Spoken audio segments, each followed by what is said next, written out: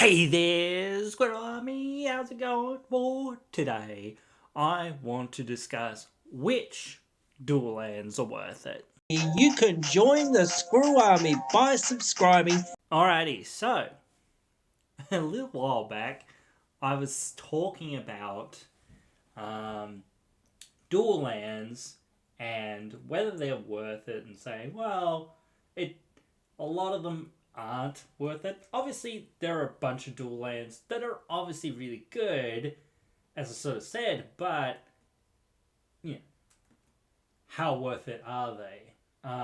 So that's one of the things. So, what makes a dual land worth it? Now, you can run any dual lands you want. You don't have to run, or you can run whatever you want to run, as I sort of say. Again, you can take my advice with a pinch of salt and that sort of thing, because, like I say, it's up to you at the end of the day to decide whether running a dual land or whatever is worth it. I like to run a lot of utility lands myself and as many basics as what I can in my decks. Now, you do have to run a few duels as well, but there are only some I find that make it into my decks ever. Um, that I think that are worth it. Even some of the better dual lands, I sort of shy away from. And that's what I mean by saying which of the better ones, I guess, are worth running, because obviously the tapped dual lands, if you're on a super budget, yeah, sure, they can be worth it if you're on that budget, or if you just like got a precon or whatever and you haven't upgraded it or whatever, or you don't want to upgrade it or whatever, you want to remain on that kind of power level or maybe even below, that's fine. Like that, as I say, do what you wish to do. But again, if you're asking me which ones I think are worth the time to play, I wouldn't say that there are too many. Obviously, the fetch lands, again, I won't say that they're actually a dual land, but they basically are a dual land. You often sacrifice them to find dual lands and that sort of thing. So, yeah, again, it's not really that big of a difference between saying it is a dual land or isn't a dual land. It effectively finds you a dual land or the other source of color that you do need, so it acts again as fixing in the same way that a dual land does. But they're definitely um, a quote unquote dual land that is definitely worth it. Obviously, again, if you've got the money for OG dual lands, then yeah, they're definitely worth it as well. I don't have the money for them, but I just proxy them, and I think that that's fine as well.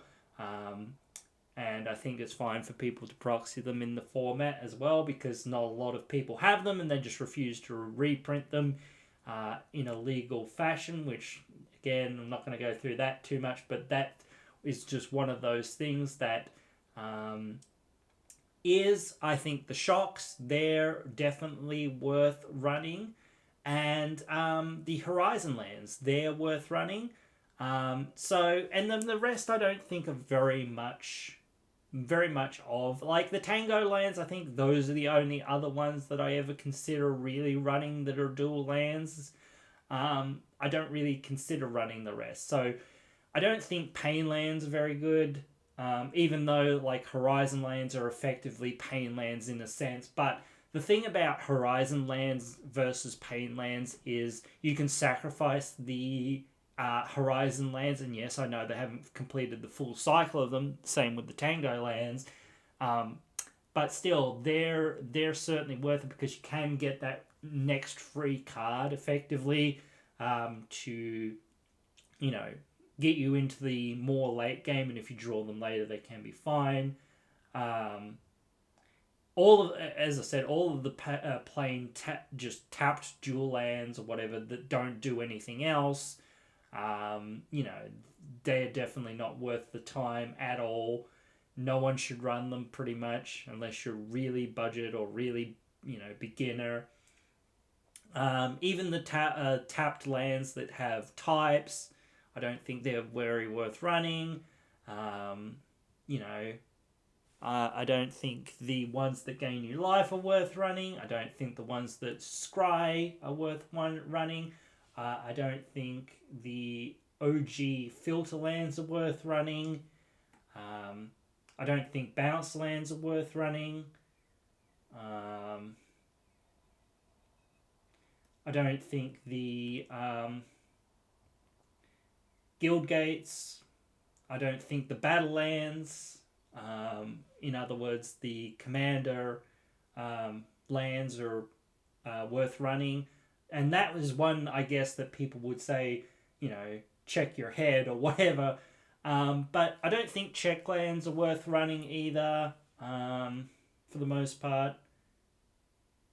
I don't think the fast lands are worth running. I don't think, I think maybe the reveal lands, in two colors, reveal lands and check lands can be alright, but for the most part, I don't think they're that worth running.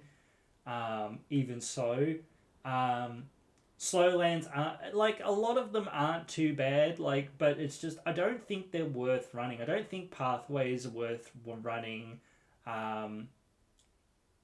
I don't think the bridge lands are worth running. I don't think the snow lands are worth running. So yeah, I just don't think most of the other ones are worth running. The only ones that are really worth running, in my opinion, are fetches, OG duels, shocks, and the Horizon lands. Those are the only ones that I would say are actually worth the time to run for the most part. The rest of the lands, you can run them if you really want to. Don't let me tell you what to do. Take my advice with a grain of salt, as always. But those would be my picks for the lands, unless they print new lands or new Tango lands. Actually, as I said, Tango lands are the only other ones that I run in 2-color decks, and I would only run them in probably 2-color decks. I wouldn't run them in probably 3 or 4-color decks unless I'm really heavy in those 2 colors. But anyway, again, just the rest don't really make the lists for me.